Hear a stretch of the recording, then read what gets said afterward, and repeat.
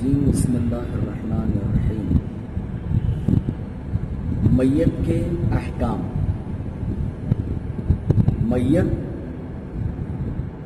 جب ہوتی ہے تو سارے واجبات ہر شخص کے اوپر واجب ہوتے ہیں، چاہے وہ غسل ہو، حنوط ہو، کفن ہو، دفن ہو۔ یہ اگر ایک محلے میں میت ہوتی ہے تو سارے محلے والوں کے اوپر واجب ہے، لیکن اگر محلے میں سے کوئی ایک آدمی اگر انجام دے دیتا ہے تو سب پر سے یہ مسئلہ ثابت ہو جاتا ہے۔ تو فعلاً ہم صرف غسل میت کو سامنے رکھتے ہیں کہ غسل میت کو جو دینے والا ہوگا وہ نجاست کی حالت میں نہ ہو اور مماثلت رکھتا ہو، یعنی مرد کو مرد ہی غسل دے گا، عورت کو عورت ہی غسل دے گی۔ البتہ اسلام نے جو چھوٹ دی ہے وہ یہ کہ بیوی اپنے شوہر کو اور شوہر اپنی زوجہ کو غسل اور کفن پہنا سکتا ہے، غسل دے سکتا ہے اور کفن پہنا سکتا ہے، اتنی شریعت نے چھوٹ دی ہے۔ باقی کوئی بھی محرم رشتہ دار جتنے بھی ہیں ان میں سے ہمیشہ غسل دیتے وقت یہ دھیان رکھنا ہوگا کہ مرد کو مرد ہی غسل دے گا، عورت کو عورت ہی غسل دے گی۔ تو غسل عام طور پر میت کو صرف 3 ہی واجب ہیں۔ اب بعض سوالات سے پیدا ہوتے ہیں کہ اگر کوئی انسان جنابت کی حالت میں مرے یا حیض کی حالت میں کوئی عورت کا انتقال ہو تو پھر کیا اسے غسل جنابت اور غسل حیض بھی دینا پڑے گا؟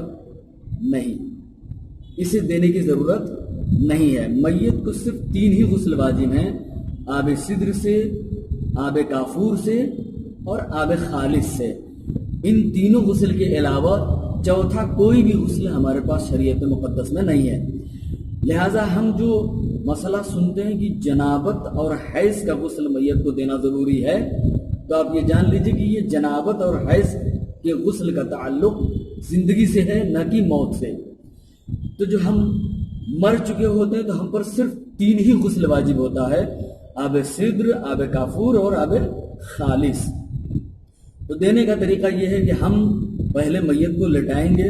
میت کو لٹانے کے بعد اگر آرڈنری میت ہے تو میت کو لٹانے کے بعد کپڑا اتاریں گے اور اس کے بدن پر ایک کپڑا ڈالیں گے تاکہ شرمگاہ عیاں نہ ہو۔ شرمگاہ کو چھپانا بھی واجب ہے، اس لیے کہ جو غسل دے گا اس کے لیے بھی شرمگاہ کی طرف دیکھنا حرام ہے۔ لہٰذا شرمگاہ کو ڈھک کے بدن کے سارے کپڑے اتارے گا اور کپڑا ایسا رکھے گا کہ میت کو ذرا سا کروٹ کرنے پر میت کی شرمگاہ دکھنے نہ پائے، اتنا بڑا کپڑا ہونا ضروری ہے۔ لہٰذا میت کو جب غسل دینا ہوگا تو اس سے پہلے ہم کو میت کے جسم سے سارے میل وغیرہ گندگی وغیرہ صاف کر لینا ہے۔ مثلاً اگر میت لیٹی ہوئی ہے تو اس میت کو ذرا سا سر کی طرف سے اٹھائیں گے، پیٹ کو ذرا سا دبائیں گے داہنی طرف سے بائیں طرف سے بیچ کے حصے سے، تاکہ جو نجاست رہ گئی ہے انسان کے جسم کے اندر وہ باہر نکل جائے، اور نجاست کے باہر نکلنے کے بعد اتنا پانی گرائیں گے کہ پانی کے گرنے کے بعد نجاست کے زائل ہو جانے کا یقین ہو جائے۔ جب تک یہ یقین حاصل نہیں ہو جاتا تب تک پانی اضافی طور پر گرانے میں کوئی حرج نہیں ہے۔ نجاست کو پاک صاف کرنے کے بعد مردے کو پانی ڈال کے پہلے میت کو عام طور پر جیسے ہم غسل کرتے ہیں تو نہاتے ہیں، صابن وغیرہ لگا کے پاک کرتے ہیں، اسی طریقے سے ہمارے پاس میٹھے کے پانی سے، تاکہ میل جو ہے وہ اچھی طریقے سے بدن سے نکل جائے، ناخن وغیرہ کے جتنے بھی میل وغیرہ ہیں، بغل وغیرہ کے جتنے بھی چیزیں ہیں وہ سب نکل جائیں۔ تو تمام گندگیوں کو، تمام میل کو صاف کرنے کے بعد آب سدر سے پہلے غسل دیا جائے گا۔ آب سدر سے غسل اس طریقے سے دیا جائے گا کہ بیر کی پتی مل کر پانی کے اندر اتنا ملانا ہے کہ وہ بیر کی پتی کے ملنے کی بنا پر پانی کا رنگ نہ بدلے۔ اگر رنگ بدلے گا تو پھر پانی مضاف ہو جائے گا، اور مضاف پانی کی حالت میں غسل صحیح نہیں ہوگا۔ لہٰذا آب مضاف یہاں پر نہیں کرنا ہے، یعنی اتنی پتی ملانی ہے کہ پانی کا رنگ نہ بدلے، بٹ یہ کہا جائے کہ بیر کی پتی ملائی گئی ہے۔ دوسرا آب کافور۔ تو غسل دینے کا سب سے پہلے طریقہ یہ ہوگا کہ ہم آب سدر سے جب غسل دیں گے تو عام طور پر جیسے ہم زندہ رہتے تو غسل دیتے ہیں اپنے آپ کو، پہلے سر و گردن تو اب چونکہ میت کو غسل دینا ہوتا ہے تو ایک آدمی تھوڑا سا سر کو اٹھا کر تاکہ سر کے نچلے حصے میں بھی پانی پہنچ جائے، اگر ہاتھ پھیرنا پڑے تو پھیرنے میں بھی کوئی حرج نہیں ہے، مگر یقین ہونے تک سر و گردن پہ پانی ڈالا جائے گا تاکہ سر و گردن کے تمام حصے تک پانی آگے پیچھے دائیں بائیں اوپر نیچے چاروں طرف سے سر و گردن پر پانی پہنچ جائے۔ دوسرا یہ کہ جسم کا آدھا حصہ، اس کے لیے ہم کو میت کو ذرا سا کروٹ کرنا پڑے گا، اور کروٹ کرنے کے لیے میت کی ایک کندھے کی طرف سے دبائیں گے اور دوسرا کندھا جب اٹھائیں گے تو ایک آدمی اسے کروٹ میت کے ہاتھ کو تھوڑا سا لگا کے پکڑے گا تاکہ میت جو ہے وہ اپنی حالت پر باقی رہے، اور پیر کو کچھ اس طریقے سے کر دیا جائے گا تاکہ دقت نہ آئے غسل دینے میں۔ تو داہنے حصے کی طرف سے داہنے حصے کی طرف سے کندھے کی طرف سے پانی ڈالتے ہوئے پیر کی طرف جائیں گے، اور اتنا ڈالیں گے کہ وہ جو آدمی ہاتھ سے پکڑے ہوئے ہے میت کو، وہ بھی اپنے ہاتھ کو ہلائے گا تاکہ اس کی انگلیاں جو ہیں وہ پانی پہنچنے میں رکاوٹ نہ بنے۔ تو سارا پانی اس طریقے سے ڈالا جائے گا کہ یقین ہو جائے کہ آب سدر کا جتنا بھی پانی ہے کندھے سے لے کے پیر کے تلووں تک پورا پانی پہنچ گیا۔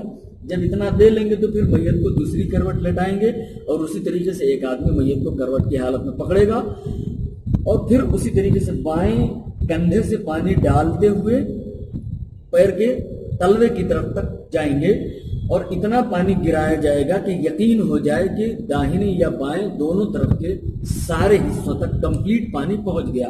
جب کمپلیٹ پانی پہنچ چکے گا اس کے بعد ہم آب کافور سے غسل دیں گے۔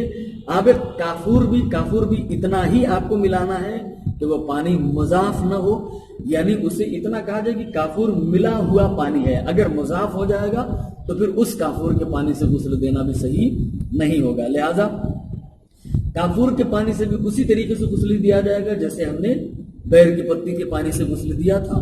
پھر آب خالص سے بھی اسی طریقے سے غسل دیا جائے گا۔ اس کے بعد آتی ہے حنوت کی باری۔ حنوت یعنی 7 مقامات سجدہ۔ جب ہم سجدہ کرتے وقت 7 اعضاء جو زمین پر رکھتے ہیں، دونوں ہتھیلی، دونوں پیر کے گھٹنے، دونوں انگوٹھے پیر کے، اور ایک پیشانی 7واں، ان 7 مقامات سجدہ پر کافور ملنا ہے۔ وہ کم اور زیادہ ہونے میں کوئی حرج نہیں ہے۔ فعلاً ہم یہیں تک رکھتے ہیں۔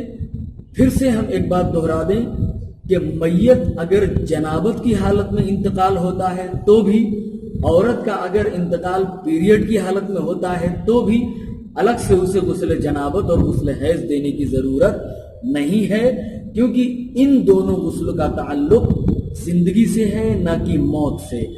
موت سے تعلق ہے صرف 3 غسل کا، اور وہ ہے آب سدر، آب خالص، آب کافور اور آب خالص۔ وآخر دعواہم عن الحمد للہ رب العالمین۔